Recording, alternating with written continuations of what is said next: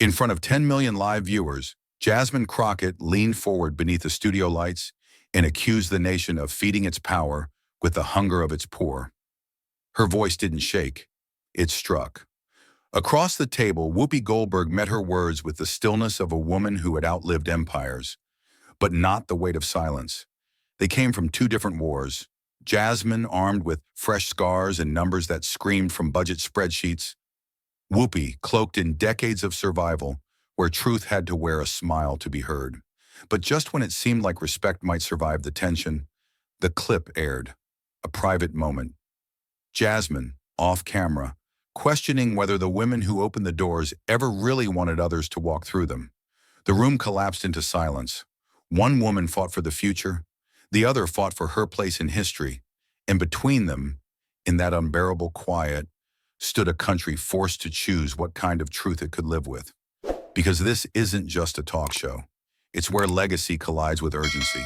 And it all began on a morning when the sky over Manhattan carried the weight of something unspoken. The email didn't just ping. It echoed like a loaded trigger cocking back in a silent room. You've been invited to appear on The View 2025. America at a Crossroads, the subject line read. The logo below pulsed in red, white, and blue, like an EKG monitoring the heart of a country too divided to beat right. Jasmine Crockett stared at it for a full 30 seconds. Her aide tried to speak but stopped. Something in Jasmine's eyes said this wasn't just another panel, another ambush masked as daytime civility. Across the hall in a different office lined with old awards and muted regrets, Whoopi Goldberg received the same email. She didn't blink. She didn't breathe. She simply closed her laptop with the care of someone sheathing a weapon they thought they'd retired. Two women, two timelines, one stage, and one nation gasping for truth it might not be ready to hear. ABC hadn't planned this reunion. It engineered it. Months of audience drop-offs, pressure from executives, and a presidential election that felt more like a bomb countdown had pushed the network to desperation. They didn't just want numbers. They wanted impact. And nothing guaranteed impact like resurrecting Whoopi Goldberg for one last political reckoning. And pairing her with Jasmine Crockett, the firebrand congresswoman who had become the unexpected face of resistance. America didn't need another polite conversation. It needed a confrontation that would leave the country breathless. Producers called it a discussion. PR called it a bridge between generations. But internally, they called it the collision. The moment when legacy met urgency, and something, or someone, would fall. Whoopi said yes within 11 minutes. Her assistant warned her, this isn't about redemption. They're setting a trap. Whoopi just smiled, the kind of smile that had once launched monologues, parried scandals, and buried doubters. If they want a reckoning, she said, they'd better come with more than cameras. She hadn't been on The View in over a year. Not since the suspension, not since the Holocaust comment that turned her into a pariah overnight. She had weathered worse, but the public's betrayal had left a scar she didn't show. Returning wasn't about forgiveness. It was about reclaiming her place and reminding America that you don't cancel a pillar without consequences. Jasmine took longer to answer, not out of fear, but calculation. They're baiting you, her comms director said. This is Whoopi's home turf. But Crockett didn't flinch. And that's exactly why I need to go, she replied. They want a show. Let them witness a shift. Ever since her impassioned floor speech dismantling a $900 billion budget cut to Medicaid and SNAP had gone viral, she'd become the target of everything from Fox News smear campaigns to thinly veiled threats from lobbyists. But the thing they didn't understand was this. She'd grown up being underestimated. She was forged in courtrooms, silenced in classrooms, dismissed in committee hearings. By the time the cameras found her, she was already fire. We don't rise by invitation, she told her team. We rise because there's no other way to breathe. The morning of the taping was gray and tense. Not the poetic kind, but the kind that hangs in the air before a courtroom verdict or a military coup. Studio security was doubled. The green room was stripped of anything distracting. Even the walls seemed to sweat. Producers whispered like priests preparing for confession. Phones buzzed with warnings from both ends. Don't let her talk over you. Stay composed. If she brings up 2022, pivot immediately. But the one line everyone agreed on, written in bold across the internal production notes, was simple. Do not interrupt them. Because no one, not the panelists, not the viewers, not even the executives upstairs, knew where this was going to go. And that was the point. Whoopi arrived first, dressed in black from collar to boot. No jewelry, no entourage. Just her and a small gold pin on her lapel that read, "I still believe in consequences." She walked through the hall like a returning general to a battlefield she never lost. Crew members froze. A few staffers nodded respectfully. Others avoided eye contact. They remembered. They all remembered.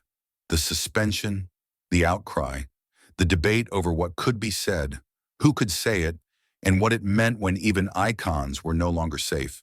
But Whoopi didn't come back to apologize. She came back to stand, to hold the line she'd drawn years ago.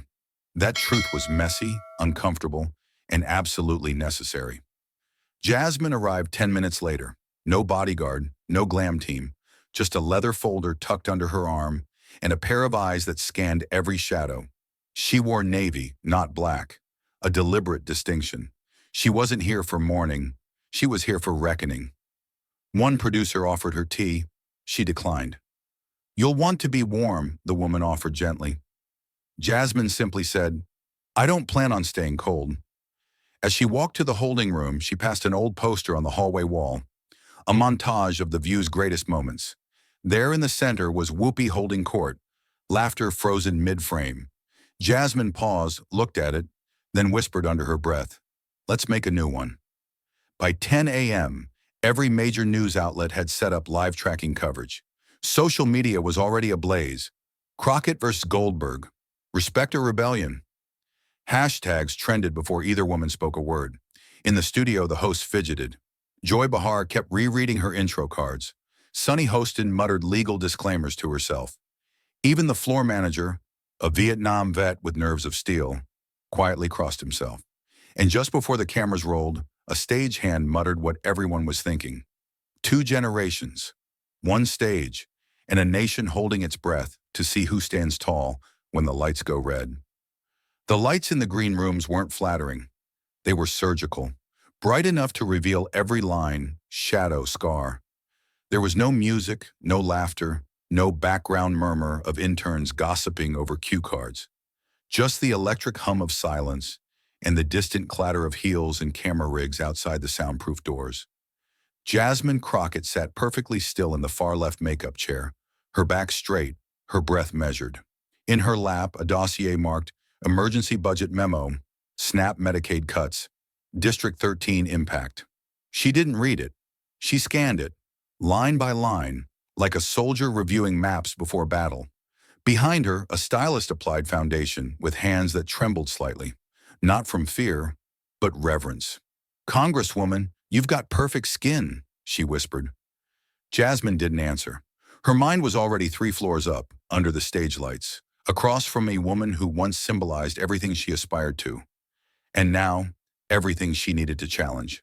In the next room over, Whoopi Goldberg stared at her reflection with the intensity of someone reviewing a witness statement for holes. The mirror didn't flatter. It never had.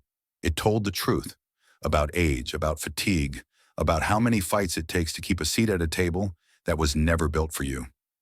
A producer tiptoed in with a nervous smile and a clipboard. "Need anything, Whoopi? Water? Notes?" Whoopi didn't look away from her reflection. "Just space." The stylist, a veteran from her Broadway days, knew better than to speak. He moved efficiently, dusting powder, smoothing edges, staying clear of the eyes.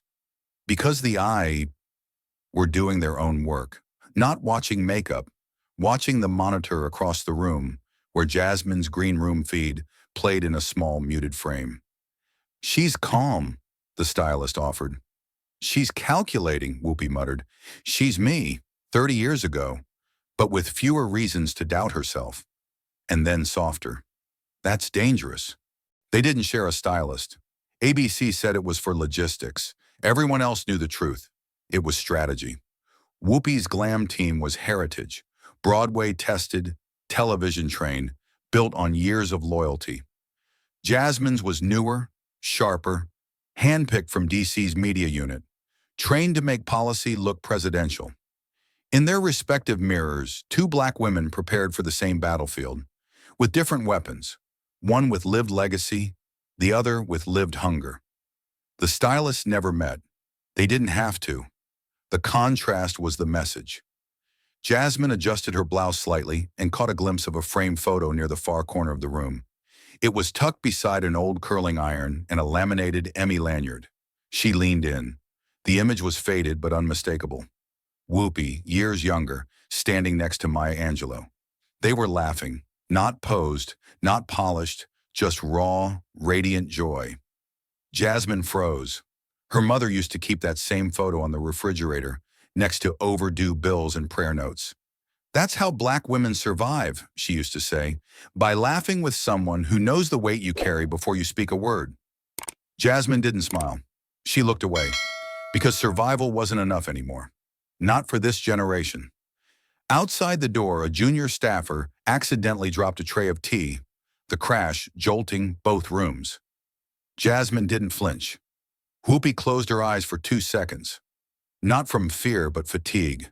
She'd lived long enough to know the difference between noise and warning. And this wasn't warning. This was summons. She stood up abruptly. Her stylist dropped the compact. "You all right?" he asked. "I've been preparing for this conversation for 30 years, she said. "I just didn't know it would wear sneakers and carry budget reports." Down the hall, Jasmine stood at the same time. No one spoke. No cue was given.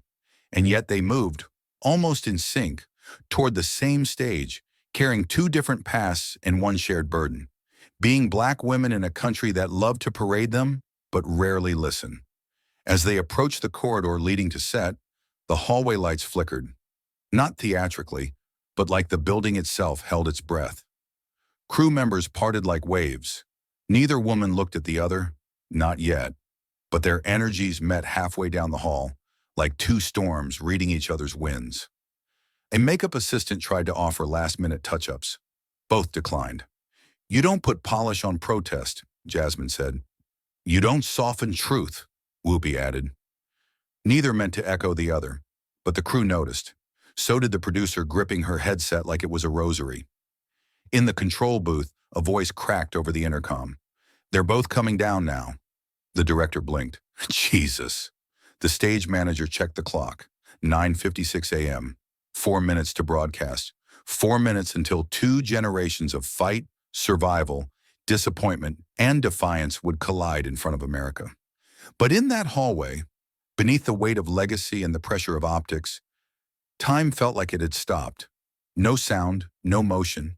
Just the slow, deliberate footsteps of two women who had spent their lives being told they were too much, too loud, too angry, too ambitious, too complicated, and who had finally decided that too much was exactly what this country needed to hear.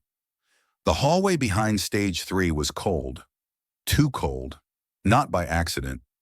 Studios used the temperature to keep guests alert, blood moving, nerves tight.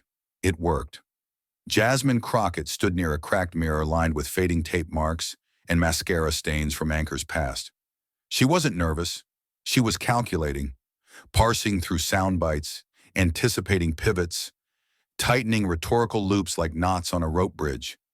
That's when her aide leaned in. Not loud, not firm, just soft enough to pierce. "Don't try to teach her. Don't educate Whoopi. That audience won't forgive you for it." Jasmine didn't turn. She kept her eyes on the monitor showing Whoopi walking toward the main stage. "They don't want me to educate," she said flatly. "They want me to entertain, but I'm not here for applause." Her voice didn't rise. It sharpened. Because for Jasmine, the real threat wasn't Goldberg. It was the unspoken rule behind that warning. Black women can rise, but they must never correct their elders. Not on TV. Not in front of white America. Across the studio, a different kind of warning came in. A producer, 30 years in, white shirt damp with stress, stepped into Whoopi's dressing corridor with a clipboard held like a shield. "We want this to land well," he began, his voice oiled with diplomacy. "No need to go too hard, just Keep it warm. Build the bridge. Let the kids shine a little. Whoopi stared at him like a lioness hearing a mouse squeak in her den. Let her shine? She repeated. I carried this damn torch before she knew what a congressional pin looked like. The producer's smile twitched. Of course. Of course. It's just, America needs harmony today, not hierarchy. Whoopi rose slowly, adjusting her sleeve cuffs with surgical precision. I've been building harmony on TV since before you had pubic hair. But let me make one thing clear. She stepped closer, her voice now a low growl. If she comes at me with slogans instead of substance, I'm not lighting incense. I'm lighting fire. The producer backed away, fast. Neither woman heard the other's warning, but somehow they both knew the air had changed. A quiet war was already underway, not on the stage, but around it. In the whispers, the stage notes, the eyes of the staff trained not to look too long at either one of them. Not since the cameras were this close. Not since a black woman held the power to bend the narrative in real time. One wrong word from Jasmine, and she'd be accused of arrogance. One wrong reaction from Whoopi, and she'd be labeled bitter, obsolete. The irony wasn't lost on either of them. They were told the show was about unity, but everything around them was braced for explosion. Jasmine adjusted her lapel mic as a technician finished the final check. You good? He asked. You hear me okay? Jasmine nodded.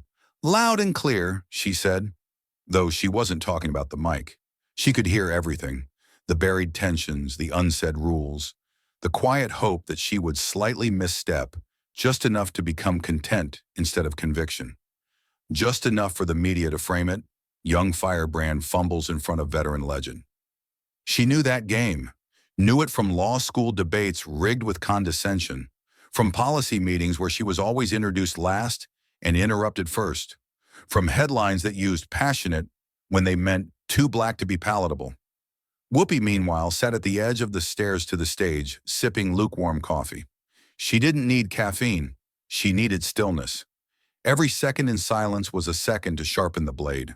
She wasn't here for redemption. Not really. She was here because no one told her legacy didn't expire when you got suspended. She knew the eyes waiting out there were ready to crown Jasmine. Knew the younger woman had the voice, the fire, the perfect storm of timing and tragedy. But Whoopi also knew the danger of passing the baton too soon. Not because you didn't believe in the next runner, but because you knew how often that track had holes in it. Stand by, a voice echoed in the earpiece. 60 seconds to camera. The backstage lights dimmed. Technicians cleared paths. Assistants darted like shadows. And somewhere in the booth, a director whispered into the comms, pray they don't burn the place down. But the fire had already been lit, not with anger, but with knowing. Jasmine knew they didn't expect her to speak power without trembling. Whoopi knew they didn't expect her to concede space without spite. Neither would give them what they expected, and that's what made this dangerous. Jasmine reached the curtain. Her heart was steady, but her hands tightened around the folder like a parachute cord. Across the divider, Whoopi stood upright, the lights catching the silver in her hair like a battle standard. They didn't look at each other, not yet, but they felt it, that invisible crackle in the air, the weight of every woman who had ever been told, don't be too much, not in front of them. Neither would shrink, neither would flinch. And as the stage doors began to open and the theme music rose, a calm, almost holy silence settled in both women. Because this wasn't about a segment anymore. It was about who would be allowed to tell the truth when it mattered most, and who would be punished for telling it too well. The music faded, and silence took its place like a loaded gun resting on glass. Red lights blinked on. The view was live. The set looked the same. Smooth table, soft lights, morning coffee colors designed to lull millions into casual agreement. But today, that table was no stage for harmony. It was a ring, a proving ground. Joy Behar opened with the practiced brightness of a veteran trying to mask an earthquake. Today, we're talking America post-truth, politics, media, and race. Her smile flickered as she looked between her guests. We're joined by someone who's walked through the fire and someone currently throwing sparks into the halls of Congress. Please welcome Whoopi Goldberg and Congresswoman Jasmine Crockett. The applause was hesitant, not loud, not weak, just confused. Jasmine nodded once, lips firm, eyes sharp. Whoopi lifted a hand in greeting, but her gaze never left Jasmine's face. They didn't smile. They didn't lean in. No performance. Not today. Joy cleared her throat. Let's start with this. Congresswoman, you've been very vocal about your opposition to the recent $900 billion cuts to social safety nets, especially SNAP. Why now? Jasmine didn't blink. Because someone needs to ask the question that nobody on that floor wants to hear. What does patriotism mean when your country lets your children go hungry? The words landed like a punch. Even the studio lights seemed to shift. Jasmine leaned in, voice low but sharp. They call it a budget. I call it a blueprint for survival. Or collapse. You cut SNAP, you're not trimming fat. You're cutting into bone. You're telling single mothers that their kids' next meal is optional. And you know who suffers first? Black families, brown families, poor families, families like mine. And then they ask why we raise our voices, as if silence has ever fed anyone. Her hands stayed folded, controlled fury. But the fire radiated across the set like heat from a crack in the earth. Whoopi didn't wait. Let me tell you what happens when you raise your voice, she said, her tone colder than the floor tiles beneath them. You get burned. I said one sentence, one, about race and the Holocaust, and I was erased. I've been doing this since before you were out of law school, and it didn't matter. Because one slip and it was, sit down, Whoopi, be quiet, Whoopi. Apologize louder. Her voice didn't rise, but her pain rose up and sat at the table beside her like a ghost. So forgive me if I don't jump to stand behind the newest voice in the room. I've seen what this country does to women who speak too clearly. Jasmine turned, her expression unreadable. Not disrespectful, but unflinching. Then why not pass the mic instead of standing in front of it, she asked. You talk about pain like it's a currency only you can spend. But there are people in my district who don't get to slip up on national TV because no one ever gives them a platform to begin with. She leaned forward, now fully locked into the moment. This isn't about your past or my future. This is about the present. And right now there's a 17-year-old girl choosing between school and work because her mama's EBT card came up empty. Her words weren't angry. They were surgical, precise, like a lawyer cross-examining a witness who'd once held all the power. Whoopi's jaw tightened. She opened her mouth, but paused, just long enough for the audience to sense the shift. The air in the room had changed. The laughter cues went silent. No chuckles, no polite sighs, just the slow crawl of discomfort as millions of viewers leaned closer to their screens. Because this wasn't punditry. This was a reckoning between age and urgency, legacy and impact, respect and responsibility. Sonny Hostin tried to cut in. Ladies, let's not forget we're all on the same team. But Joy raised a finger gently. Not today. Let them speak. Let America hear what it never gets to hear. Two black women disagreeing not out of ego, but out of consequence. Because one had earned her place by surviving a system. And the other? She was trying to burn that system down before it buried someone else. Whoopi's voice, when it returned, was low but trembling.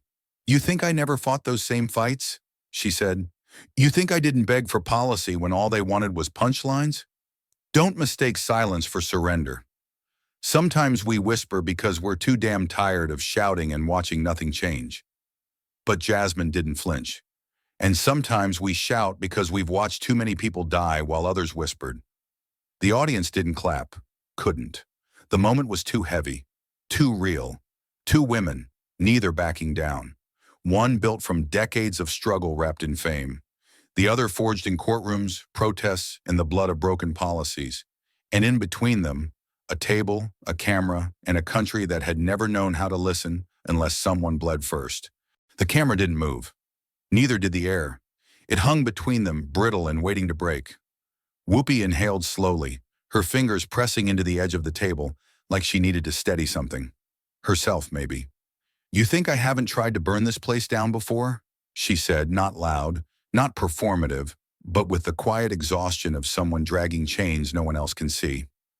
Hollywood didn't give me a platform because they respected me. They gave me a mic because they wanted to laugh at me. They wanted me to be the funny black woman, the safe one, the silly one, not the truth teller, not the threat. She looked past Jasmine now, almost as if staring through her, as if remembering a room from 1986 that still haunted her ribs. I did comedy because it was the only way I could stay in the room without being erased. They didn't want righteous anger. They wanted punchlines wrapped in pain. She leaned back and for the first time her voice trembled. I smiled my way through contracts I didn't understand, laughed through jokes that sliced through dignity, and held my tongue while producers called me urban to my face. I wore wigs I hated, laughed on cue, and when I finally tried to speak with rage, they clipped the mic. Silence. Even the studio lights seemed to dim. This wasn't a confession. It was a wound being reopened in real time. A slow-motion autopsy of how survival sometimes looks like complicity, and how even legends bleed. The audience didn't dare applaud, because clapping would mean they were spectators, and right now they weren't sure if they were part of the problem. Jasmine didn't move at first. She let it breathe, let the weight of that pain settle into the floorboards. But then she shifted, leaned in, eyes locked, not with judgment, but with something sharper, urgency.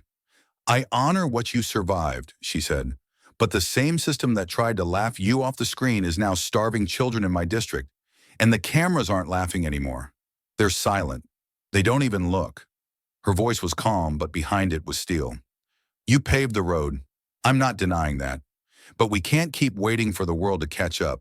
Not after George Floyd. Not after Breonna Taylor.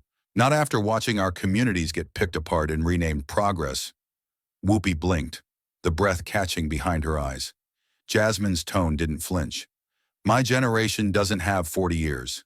We're running out of time, of food, of hope. We can't wait for the baton to be handed over politely. We have to grab it while the damn house is burning. She wasn't attacking. She was sounding the alarm. And for the first time that morning, Whoopi didn't respond. Not right away.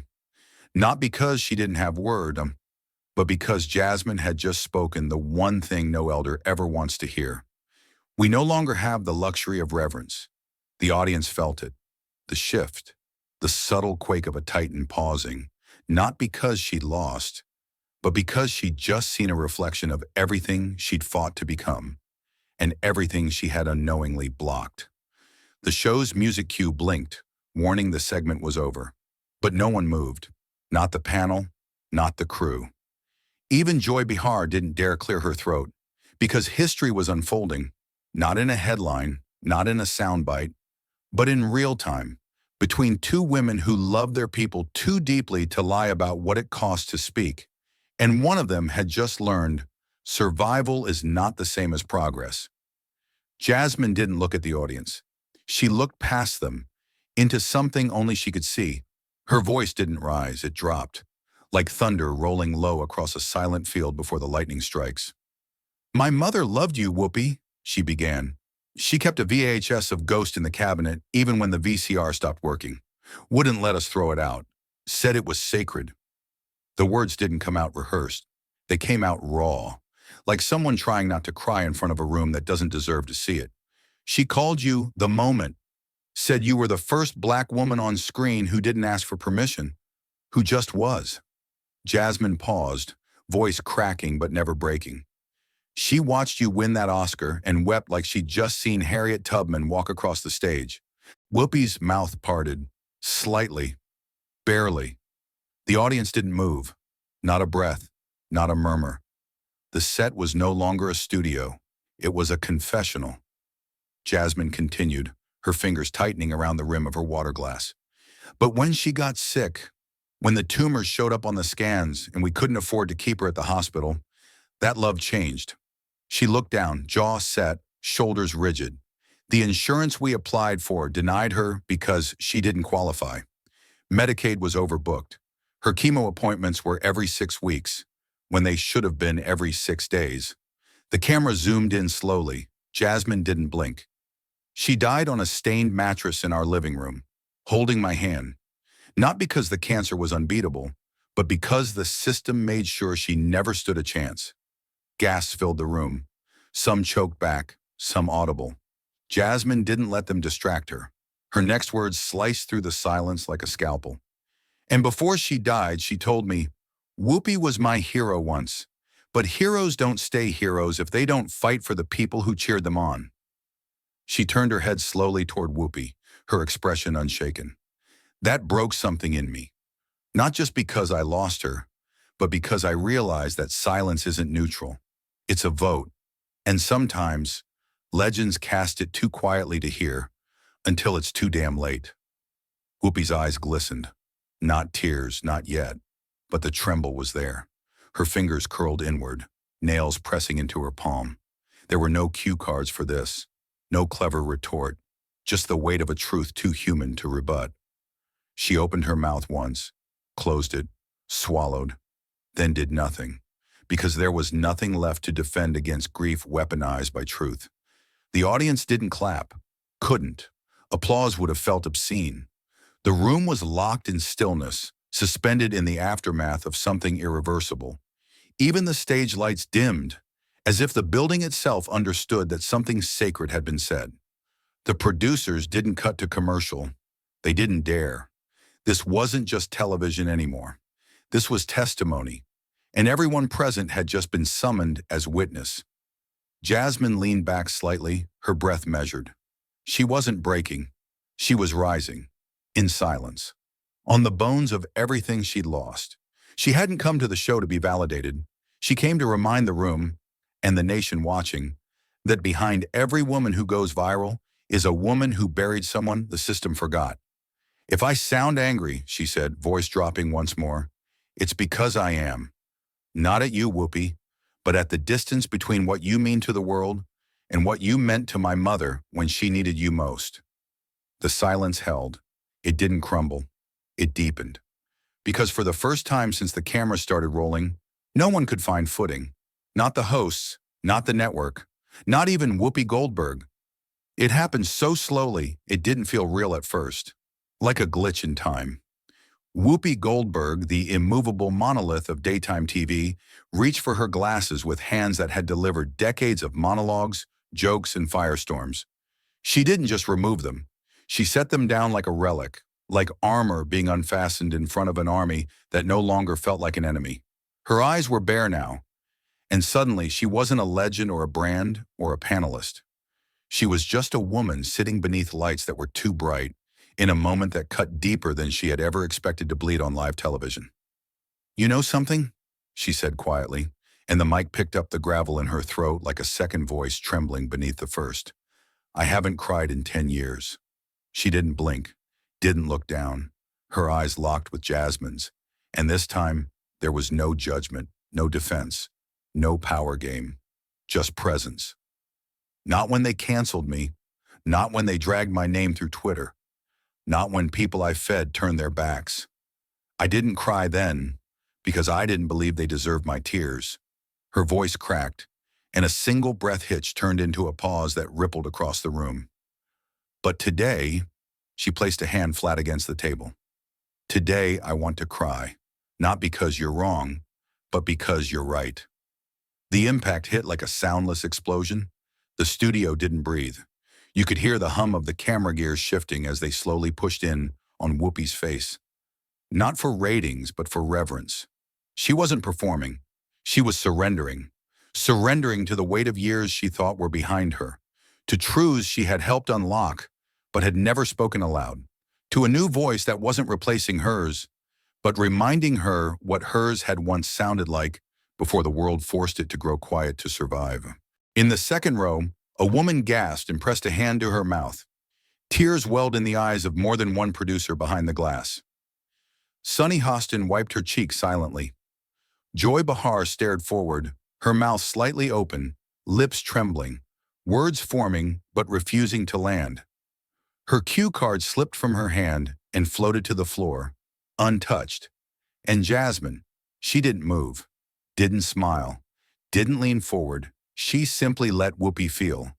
Let her finally be what no one had ever let her be on this show, in this format, under this light. Vulnerable.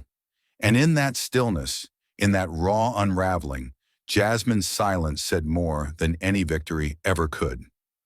Whoopi breathed in again, ragged this time. "I've spent a lifetime trying to protect the space I carved out in this world," she whispered.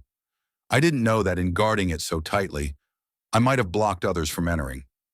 She looked down at her own hands as if seeing them not as symbols of resilience, but walls she hadn't realized she built. "You made me remember my fire, not the fire they liked, the one they were scared of." Then she met Jasmine's gaze again. "Thank you for not letting me forget who I was, even when I tried to." There were no applause signs. No producer dared interrupt. The cameras caught it all. The trembling jaw, the quiet tears slipping down cheeks on both sides of the table. The way the studio felt smaller now, more sacred. Like a confession booth in a cathedral of pain and progress. And then came the breaking point. One by one, audience members wiped their faces. First a sniffle, then a handkerchief. Then someone sobbed. Not performatively, not for show, but the kind of sob that leaks from a place deeper than words. Because they weren't watching a segment anymore. They were witnessing transformation. Joy Behar tried to speak. Her voice caught. She pressed her hand to her chest, blinked rapidly, then let out the breath she'd been holding since the segment began. She whispered. Then, defeated by honesty, she simply said, "I don't know what to say." No one did. And that finally was the point. The credits had barely begun to roll when the moment happened. No music, no script, no teleprompter direction. Just two women sitting at a table that had held tension like a loaded weapon for nearly an hour. Now rising slowly, as if waking from battle. Joy Behar reached out instinctively, perhaps to mediate, to close the segment with some rehearsed levity. But her hand froze midair. Because something was happening. Something that no one had planned for. Not the network, not the producers, not even the women themselves. Whoopi stood first, her shoulders square, her chin high, but her eyes, softer now, as if something long buried had finally been unearthed. Jasmine followed, mirroring her, but not mimicking. She didn't reach for her notes. She didn't adjust her mic. She just stood there, still, grounded. They faced each other across the short stretch of glossy panel table. Not enemies, not equals. Just survivors of different wars, wearing different scars, standing in the same impossible storm. There was a breath, not just between them, but in the room itself. The kind of silence that doesn't ask permission, the kind that feels holy. And then, as if moved by an invisible force not bound by politics or ego, Whoopi stepped forward. One step. Jasmine didn't retreat. She moved too. 1, 2, until they stood less than a foot apart. 2 generations, 2 weapons, 2 truths. And then without a word, not a speech, not a line, they reached out and embraced. No handshake, no applause cue, just arms wrapping around shoulders, heavy with decades of survival.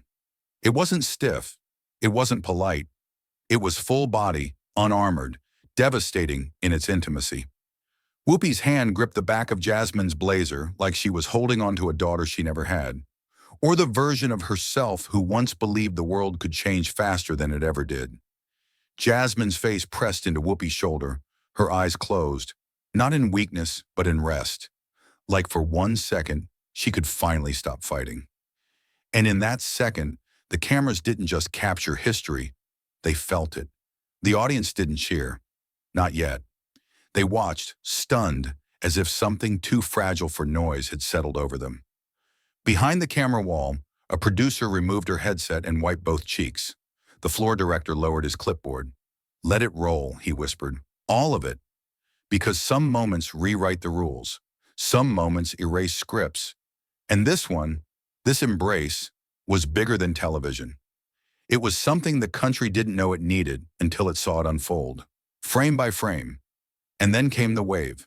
20 minutes after the broadcast ended, the clip was already on Twitter. By midnight, it was everywhere. Not in one version, in dozens. Different angles, slowed down edits, versions set to music, to silence, to gospel choirs, to Nina Simone. The hug that shook America, one headline read.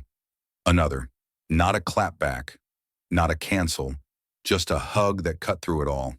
Within 48 hours, the footage had over 100 million views across platforms, not because it was viral, but because it was real. In a world where so many apologies are performative, where reconciliation is just another camera angle, where healing is faked for optics, this was none of that. There were no publicists, no marketing tags, no viral hashtags engineered in a boardroom. Just the raw gravity of two women, burdened by history, bound by race, separated by era, choosing, despite everything, to meet in the middle of the fire and not flinch. No words were needed. The world had heard enough speeches. This was truth without language. A soft piano melody began to play. Not triumphant, not mournful, just honest. The kind of tune you'd hear in an empty church or a bedroom lit only by sunrise. The kind that didn't demand attention, but earned it by simply existing. The screen faded from black to a slow montage. Pixelated Twitter posts, Instagram reels, stitched TikToks. One by one, the voices came in. Not celebrities, not pundits, but everyday people. A teenage girl in South Carolina posted, "They made me believe that being black didn't mean being divided. It meant being heard, differently, but together." A retired teacher in Detroit wrote, "This wasn't a debate, it was a reckoning. And I've never been more proud of two women I've never met." A young father from Oakland simply shared the clip with a caption. "I showed this to my daughter. She cried. Then she asked if she could run for Congress one day." The camera panned to a quiet balcony in Manhattan. Early morning haze clung to the skyline like breath on cold glass. Whoopi Goldberg sat alone at a small iron table, her face bare, framed by the rising sun. No cameras, no stylists. Just her, a steaming cup of tea, and a leather-bound journal cracked open to a blank page. Her pen moved slowly, not shaky, steady, like someone rediscovering the power of saying what no one asked her to say. Over her shoulder, the page came into view. A single sentence written in ink. "Legacy isn't what you leave behind. It's what you choose to carry forward, even when it no longer serves you." She looked up, not to speak, just to watch the city breathe. Like for once, it didn't need her to hold it together. Cut to Washington, D.C. Jasmine Crockett stepped out of her black SUV, alone. No entourage, just a manila folder tucked under one arm and a canvas tote full of printed letters. Handwritten, typed, crayon scrawled. She walked up the Capitol steps like a soldier returning to battle with new armor. But this time, it wasn't policy she carried. It was proof. Letters from Gen Z students, from veterans, from formerly incarcerated women, from farmers, from fast food workers, from kids who still slept in shelters, and kids who just learned who Whoopi Goldberg even was. Their voices weren't edited. They were demanding, thanking her, begging her, believing in her. She pushed open her office door.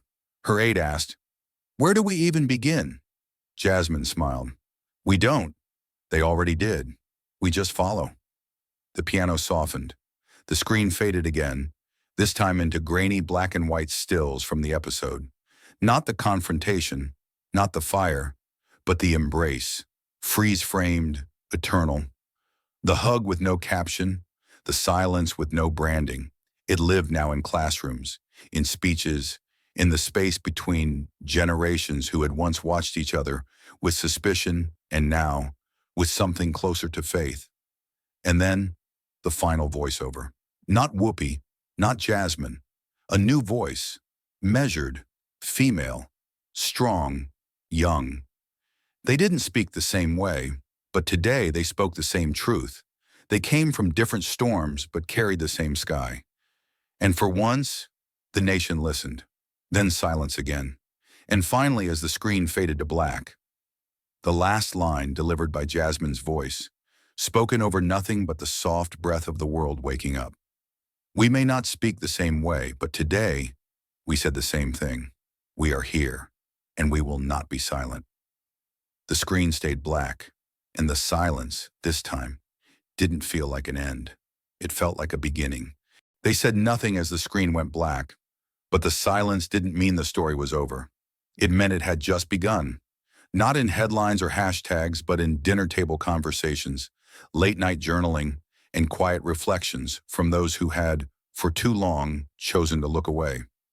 Jasmine's final words, "We will not be silent," didn't feel like a line. They felt like a verdict, not of guilt, but of truth long denied its stage. In that moment when lights dimmed and the music faded, something else rose. Not applause, but awareness. Not celebration, but reckoning. Because the embrace might have ended the broadcast, but it also unshackled a generation. And as the echo of that truth carried out into the world, it became clear. What we had just witnessed wasn't a performance. It was a breaking and a choosing, a choice to face the fire instead of narrating around the smoke. What made that moment unforgettable wasn't its politeness. It was its audacity. Two women who had every reason to posture, to protect their image, to weaponize legacy or youth, chose to bleed instead, openly, publicly, in front of a nation trained to turn vulnerability into meme material. Whoopi Goldberg, once immortalized in gold statues and soundbites, laid down her armor not because she had to, but because the wound deserved air. Jasmine Crockett, the firebrand with a courtroom backbone and a congressional badge, didn't use her moment to gloat. She used it to grieve. And somewhere in between grief and grace, something human was reborn. A reminder that even public figures carry private scars, and that survival is not proof of justice. It is often proof of what they've had to endure in silence. We too often expect our heroes to be unbreakable, to be camera-ready, filtered, always poised. But this story shattered that illusion with a truth far more electrifying than any clapback or trending moment. It told us, power doesn't live in perfection, it lives in confrontation, and justice doesn't come wrapped in applause. It comes crawling, clawing, screaming, often from the mouth of a woman who has been told too many times to lower her voice so others can feel comfortable. Jasmine didn't lower hers, and because of that, an entire country leaned in closer. But let's not mistake what this really was. This wasn't just about a talk show, or generational tension, or political symbolism. It was about a system that has, for centuries, weaponized silence and called it peace.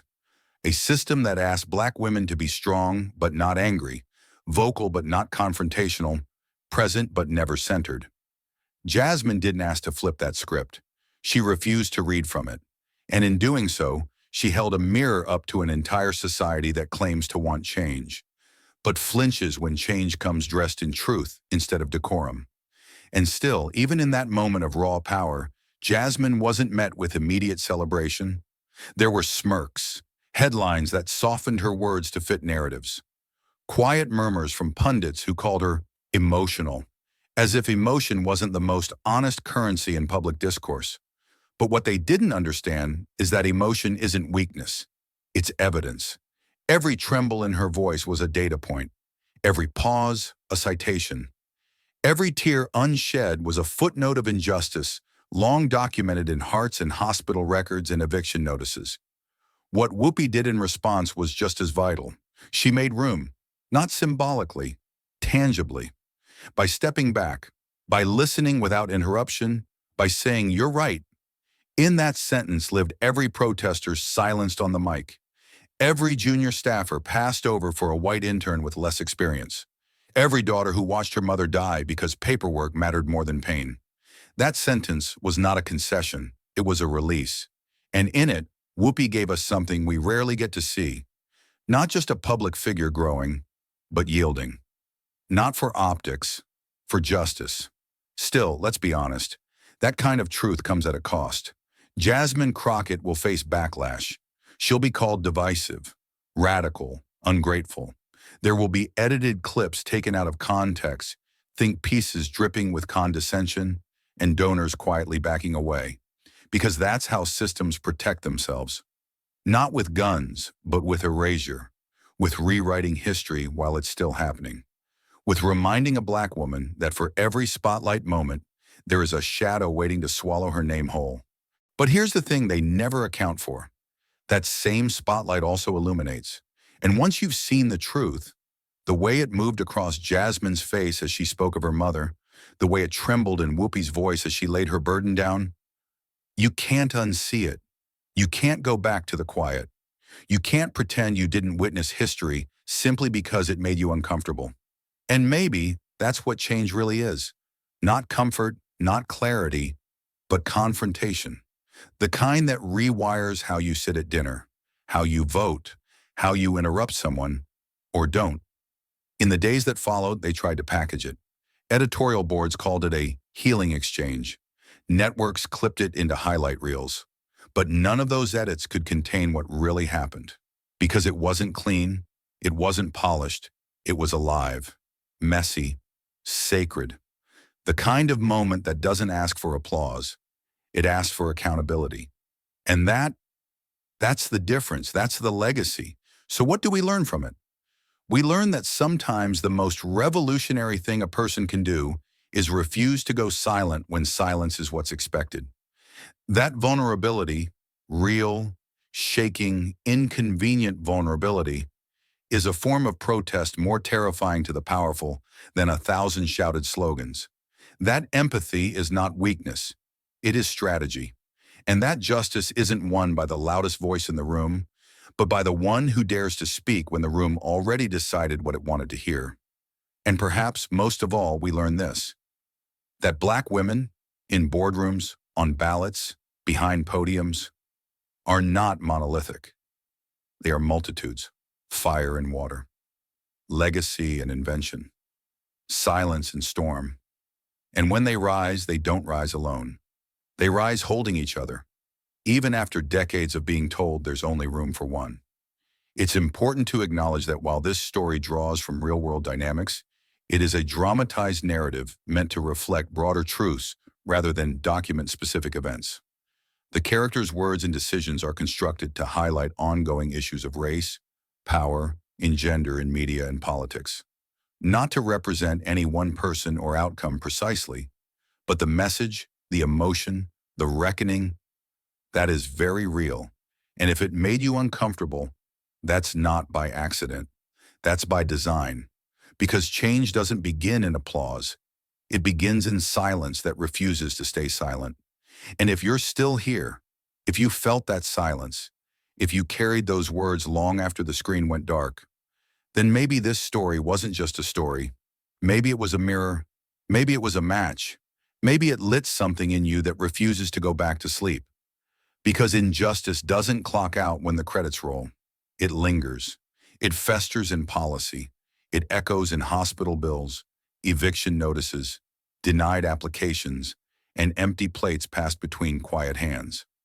Jasmine faced that silence, not in private, but on national television. And she didn't just survive it, she answered it. With fire, with grief, with truth so sharp it made a legend step back and listen. And now, it's your turn. You've seen what happens when one voice refuses to fold. You've seen what courage looks like when it's not celebrated, but tested. Jasmine Crockett stood in that studio not because she was unafraid, but because she knew what was at stake if she stayed quiet. Her story isn't entertainment. It's a call to every one of us who's ever whispered when we should have shouted, scrolled when we should have spoken, waited when we should have moved. So don't let this moment dissolve into memory. Let it be your line in the sand, because silence isn't neutral, and watching injustice isn't the same as fighting it. Right now, in this moment, you have power, not the kind that trends, the kind that lasts. You can amplify stories like this. You can share them, talk about them, use them to spark a conversation that someone else has been too afraid to start. Hit that like button not for algorithm, but for amplification. Subscribe not just to this channel, but to the truth, and drop a comment below, not for clout, but to tell the world what this story pulled from you. Your words might be the rope someone else is reaching for. We're not building an audience. We're building an army of people who are done mistaking calm for peace, who know that justice begins not in courtrooms or Congress, but in you. Yes, you. Watching this on a couch or phone, or break room TV. You are part of this story now, because the moment you saw it, the burden became yours too. Don't carry it in silence. Carry it forward. This isn't the end, it's ignition. Thank you for staying till the end.